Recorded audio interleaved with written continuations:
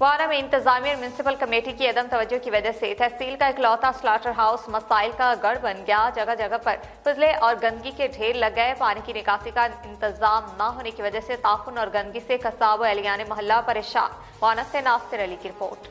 वाना इंतजामिया और म्यूनिसिपल कमेटी की अदम तवज्जो की वजह से तहसील का इकलौता स्लैटर हाउस मसाइल का गढ़ बन गया।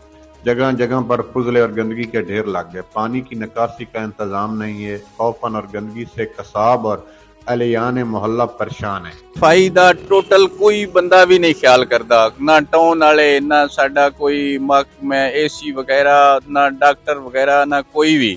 सवेरे इत्थे कसाइयां दा इतना रश होंदा है, रक्शियां, स्कूटरां, गड्डियां, जगह खलारन दी कोई नहीं ने ते सानू रात नू मच्छर, मक्खियां, बदबू ऐ साडी सांस बंद हो जांदी ते ए सामने जी जिथे कसाई डंगर करदे न उन्हां नू अंदर जगह कोई नहीं। बाहर सोलंग दे उत्ते आके डंगर करदे न। दे राती साडी ते उन्हां दी चपकलेस होंदी है बई साडी दीवार नाल है, दीवार दे उत्ते ओ खून उन्हां डंगरां दा लगदा है। सर लिहाजा मेहरबानी करके इस नू या कि नहीं और निकाला जावे या उनकी सफाई दा।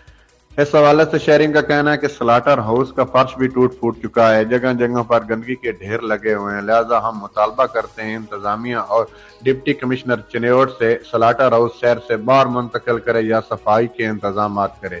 कैमरा टीम के साथ नासिर अली, सिटी न्यूज़ वाना।